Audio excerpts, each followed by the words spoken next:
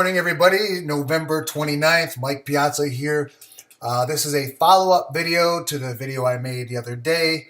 I'm just trying to illustrate, as I mentioned, that typically to obtain the best talented horses or the best players in sports, generally they're going to come at the expense of a high draft pick or a higher purchase price.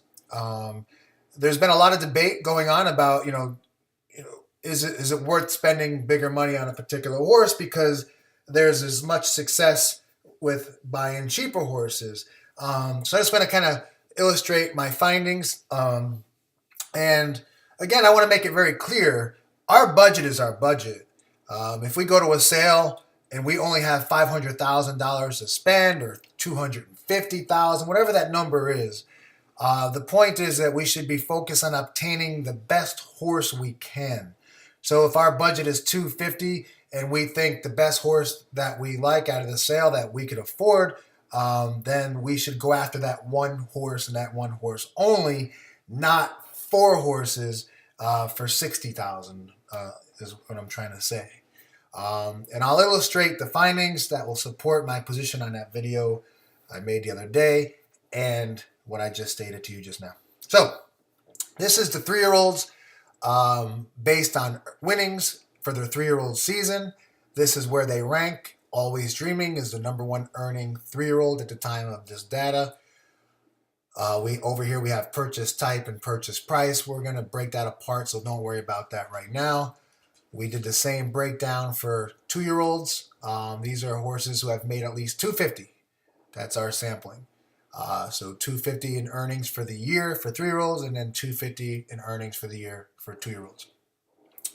And then I took this data and I brought it over into these tabs where we can kind of sort it out and make sense of it all. So here's what I want to first show you guys, which is very interesting. And I've always told people when they've asked me would I prefer yearling or 2-year-old, I've always said your home runs are going to come from the yearling market. The reason why that is when you buy a yearling, that horse has not had a chance to reveal its talent. It has not had a rider on its back or a saddle. So most of your horses that were bought at sales that became superstars were yearling purchases, because by the time they get a saddle on their back and someone realizes this horse might be pretty special, they don't go to the 2-year-old sale. So if you look, I think our ranking pulled in 99 horses, but I did eliminate a couple because they were imports from Japan and Ireland. So I think it's 95 in total that we have for this sample of 3-year-olds. What I think is interesting to show you guys, if you look, here's the homebreds. And of the 95, 35 were homebred. But if you notice, none of them were in the top 10. But they are, placed pretty well throughout, kind of distributed quite evenly, but no top 10s. Now, keep in mind, a lot of homebreds typically are well bred, and a lot of these horses would have went for a lot of money in the sale had they went to the sale, because what happens is, as I stated, these horses show a lot of talent as yearlings. Are when they're getting ready for 2-year-old season, when they get broken in, they're starting to show tremendous talent. So people keep them instead of selling them in most cases. So they become quote unquote homebred, but typically they would have went to a sale if they weren't quite as good as they appeared. So a lot of these homebreds are well bred and would have cost big money. So keep that in mind. These aren't a bunch of cheap horses, believe me. But if we break this data into the 2-year-old purchases that made the top 95, now again, it used to be 99. That's why you see like 98 here, but it's actually 95 horses in this data. But the 2-year-olds, there were 18. So we had 35 of the homebred. We had 18 2-year-olds. So 2-year-olds made up a small portion. And here's what's interesting. If you take out IRAP, the highest ranked 2-year-old purchase was 25th. So that's pretty significant, and that kind of, reveals what I've always said, that the yearling market is where the home runs come from. And some of those home runs spill into the homebred section because they don't go to the sales. Now, some people just breed horses to race them, but for the most part, that holds true. But here's where it's interesting. Look at the yearling purchases. And don't worry about purchase price, we'll cover that. But just look at where they rank based on purchase price. Yearlings, first, second, third, fifth, sixth, seventh, eighth, and 10. So 8 of the top 10 earning 3-year-olds were yearling purchases. And look at it, continues 12th, 13th, 15th. I mean, we had one 2-year-old in the top 25, well, 25th, so 2, but one in the top 24, yet we had 16 yearlings in the top 24. So I think this is a significant finding here. So this clearly shows yearlings are where the home runs come from. Now, home runs is debatable. What defines a home run? Again, I'm talking about the top talent. If you're a baseball team and you want to go out and obtain the best pitcher this offseason, or you're a football team, you're looking to obtain the best quarterback in the offseason, that's considered the best talent. It's going to cost money. It's going to cost draft picks, whatever. So I'm just talking purely talent. Whether you waste money on that pick or if that player becomes a bust, that's another topic. We're just talking about getting the best players. So the best players are coming from the yearling market. So let's see if it holds true over another sample. I go to the 2-year-olds that have made 250, and look at, you see the same results. The majority are yearlings. The homebreds are kind of in the middle. There's only one horse in the top 13 that were 2-year-old purchases in the earnings, but yet there are 9 yearlings that were in the top. I mean, so you clearly see in both of these formats, all the top ranking horses are coming out of the yearling market. So just keep that in mind, because this is going to hold true, trickle down all the way down to the cheaper horses. Like, so when you're on like a lot of people don't buy yearlings. Like they think they're the worst investment ever. I disagree. I think yearlings actually are the best investment. Now the 2-year-olds, they have less risk because they're closer to the races. They've already demonstrated the ability to run fast, have a rider in the back. You can see their athletic ability. You buy a yearling, all you can do is see them walk. So there's definitely more risk in the yearling market, but this is what you get compensated with your risk. You can obtain a better horse. Now going to purchase price, I just want to show you guys kind of what I was saying yesterday, that a bad baseball player is going to get a lot of hits because he gets a lot of at-bats.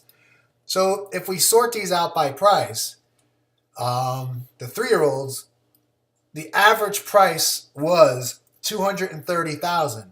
Now you do see some cheaper ones, absolutely, $19,000 or $55,000 or $28,000. But again, I'm going to show you volume. And if we go to the yearling market, look at these prices. Very expensive. And again, there's a few cheap ones in there, but the average price here was $200,000 for a yearling. Now, $200,000 for a yearling is a lot.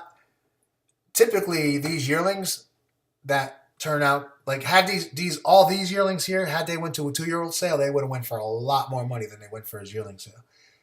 Again, they're more risky that far out. So when they get to the 2-year-old sales, but again, most of these would never even made it to the 2-year-old sale. Like I can promise you, like a horse like Always Dreaming, West Coast, these type of horses, they were bought as yearlings, but they would have never made it to the 2-year-old sale because they would have kept them. And then they would have ended up in the homebred section. So, but yearlings is where you get the home runs. And if we look at the purchase price, over here, average purchase price for the 2-year-olds was $276,000, and the average price for the yearlings were $622,000. Now you'll say, well, there's an outlier, $3 million, but see, it's really not quite an outlier because had this horse not existed, this money would have been spent towards the other best horses. It's kind of like a baseball team. If they're going out to obtain the services of the best player and they try to sign the best player for big money, well, if that player gets signed somewhere else or if that player never existed, well, then that money would have chased another player. A person who has 3 million to spend is not saying, well, I'm only going to buy this horse, and if this horse did not exist, I'll take my money and go home. That money is going to go into some other horses. Maybe not the whole 3 million, who knows? But that money will be spent. So you really can't take out the outliers because that money is still going to be spent somewhere. In fact, that's what causes some horses to go cheaper. Because just for example, had this 3 million not spent here, maybe this was a horse that big money would have been on. Or had this person not spent 190 for this horse, they might have went after this horse and bumped that price up. So I mean, it all gets moved around. So here's what I want to show you about volume, because everyone says, oh, well, look, there was a $90,000 yearling that made the top 15 in earnings. So clearly you can get a nice yearling for 90 just as easy as you can get one for 3 million or 320 or 650. But I'm going to show you where it's just like the numbers just don't add up. If I go to the Keeneland September sale from this year, there were 2,555 horses that were sold. And if I use 400,000 as the cutoff, because I feel like whenever I talk about expensive horses, no one ever emails me or talks to me in person and says, yeah, but so-and-so bought a horse for 300,000 and it didn't work out. Usually they're talking about, horses that are even more than 400,000. That's the examples that people give you. So, but I want to use 400,000 because this is where you start to cross, the line of being what I would consider expensive horses relative to the market. Again, it's relative. I think 100,000 is a lot of money, but $400,000 horses. There were only 179 horses that were sold at Keeneland for over 400,000. 179. But guess how many horses were sold for less than 400,000? Look at them all.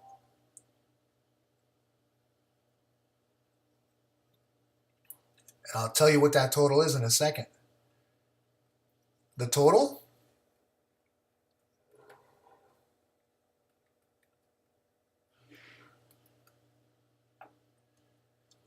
$2,376. So there were 2,376 horses bought below 400, and there are only 179 above. Now, what I'm trying to illustrate here is the volume of cheaper horses. And again, if you could break this all the way down to, even if you broke it down to $200,000, there were 471 horses that went over 200,000. But there were 2,084 that went less. For 300,000, there were 273 horses that went over 300, but there were 2,282 that went less. So this is like the baseball player who's getting a lot of at-bats. And when he gets a hit, everyone thinks, well, that hit is just as comparable as the player who got a hit in 10 times less at-bats. So it's not. But here's the other missing piece. Everyone has it backwards. It's the cheaper horses that are the most risky, because most of these cheap horses won't even make it to the races. The majority don't. And the majority make it, they're running at the bottom level races in the country. There's a reason why these horses are cheap. As I said in my video, 3 criteria makes a horse cheap: athleticism, pedigree, conformation. Cheap horses are failing all 3 of those. And so you're buying horses at the highest risk pool. It's like buying penny stock. There are so many stocks that companies are going to fail. Of course, you can hit a home run if you keep buying. If you buy so many of them, but for the most part, these are all high risk horses. This is just littered with bad horses, slow, conformational flaws, no pedigree, you name it. And to illustrate, remember that, so there's going to be a lot of misses here. This is what I was trying to show you guys. I feel bad that some of our horses have not worked out. Zendrea, Antebellum, Ward Sunrise. Um, a couple have been hurt, have not made it to the races yet. But if you guys were just aware of the risk pool that we're buying from, we're buying horses down in this area. These are all super high risk horses, super high risk. So for us to have the success that we've had, um, it's really unfortunate because I feel bad for the people who have gotten bad horses. But overall, you have to judge us by the whole sample. Now, some of you have emailed me yesterday and said, "Well, why change things? You're having success at the lower mark. Why not keep it there?" Well, this is why, because if we can have success at the lower mark, I can promise you we can have success at the higher mark. And I don't want to keep buying horses out of this high risk pool. They're all high risk just in nature, but I want to avoid horses out of this pool. There's a reason why these horses are less expensive. So I want us to get out of that market. Because most people just don't understand how risky it is, and like they think every horse we buy is going to be a Celtic Chaos and a Zigman and an English Soul, and it's not practical. And most people think they've had bad luck with the other horses. People say, "Oh, I had bad luck with Zendrea. I had bad luck with Antebellum." Actually, you didn't.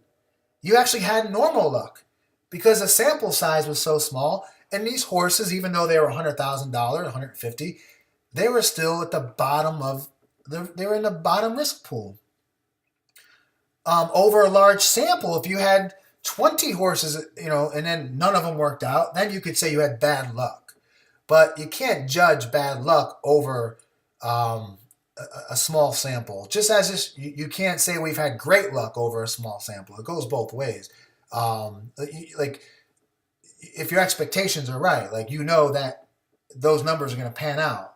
Like if Derek Jeter doesn't get a hit in 1 week of playing baseball, over the large sample he's going to get hits.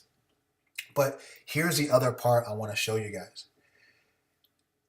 If you went to the sale at Keeneland and you bought every horse that went over $400,000, you would have spent $114 million. And if you bought every horse, the 2,376 horses that were less than 400,000, you would have spent $194 million. So then I'd say to you, okay, you have $110 million to spend. Would you rather have all these horses, or would you rather have all these horses? Well, here's the other part you got to add in. To train the 179 horses, you would have spent in 1 year $8.9, almost $9 million. But to train the 2,376 horses, you would have had to put up $118 million. Guys, this is what I'm trying to say to you when I talked about quality over quantity. Yeah, you can go look at these horses sorted out, and you can find a $19,000 horse in here, and you can find a $16,000 horse here, and you can find a $90,000 horse here and a 72 here. But there are so many cheap horses, and this number is unbelievable. So when you think about all the horses that are failing out of this group, there's so many that won't even run, and if they run, they'll be running at the most bottom of the racetracks. And look at the amount of money you're putting in to take care of. This is annual. So if you had all these horses in training the following year, you have another $100 million. So here's what I want to show you guys. If you owned all the horses less than 400,000, you actually could have bought all the horses for over 400. $114 million these horses cost, over 400,000. You spent that just in 1 year of expenses had you owned all 2,376 horses below it. Now, a lot of these are obviously going to earn money, but I'm just trying to illustrate when you factor in the ongoing cost and the fact that it is literally like a 12-to-1 ratio for every less expensive horse that actually can do what an expensive horse does, you're going to get slaughtered if you keep buying at the bottom market. You basically just don't give yourself a real chance. So what I was trying to say yesterday is you just need to shape. Again, the budget is the budget. We can't spend more than we have. But if you got 10,000 to spend, and I say, hey, you can spread that out over 4 horses, or these 2 horses that are more expensive, the same in total. Most people would say, well, I'd rather have 4 horses and diversify. And you're correct. You would be more diversified, but you actually would be diversifying yourself in a higher risk market, buying cheaper horses that are higher risk for a reason. Pedigree, conformation, athleticism. So is that really more diversified? Especially because of the ongoing cost. See, if you diversify your stock portfolio, the ongoing costs are the same. Like, you're not spending thousands and thousands a month owning your stock. So whether you own a stock that costs you $1 a share, or you own a stock that costs you $50,000 a share, whatever, the cost, if you had $25,000 in the stock market, no matter which way you diversify, you're not paying thousands a month, but the way you diversify your horses does. So we need to eliminate the volume, because this is what's killing us. And we want to eliminate buying horses from the high risk market. See, most people just focus on the price and say that's the risk, but it's really not. The risk is the ongoing expenses. That's what kills you. And that's why the amount of money for 1 year could have bought all these horses that went over $400,000. And I can promise you, most of tomorrow's stars are going to come from this market. And there's not as many failures in there as you think. The failures are in here. So that's that. Also, if I click on OBS April, you're going to see the same type of numbers. OBS April, there were 18 horses that went over 400,000, and there were 660 that went less. It just goes on and on. There's just so many cheaper horses. So understand this. Again, I'm just going to repeat it. This is a high-risk market. Buying more of this is not diversifying. You want to get away from this. Even though we've had success, and even though the more expensive horses we bought have not worked out, I can promise you guys, there's been horses that we could not buy that were on our bidding list, and we were in there bidding, and we had to take some horses that came off our list because they were going to go out of our budget, that have won graded stakes. So it's easy to say, well, hey, you guys have had success buying horses cheaper, and the one that you bought for 100 and 150 didn't work out. But you're not, you guys don't, you don't see the horses that we could have bought who have went on and won graded stakes. So listen, the data is here. I can present it to you guys the best I can, but everyone is free to interpret it the way they like to. I just hope I really clearly laid it out to you that just because you have, the same amount of hits as another player, it's not as good if you get 12 times the at-bats, or even a higher ratio of at-bats. And going back to the sale, you can just see these yearlings are where the home runs are coming from. So just that. Talk to you soon.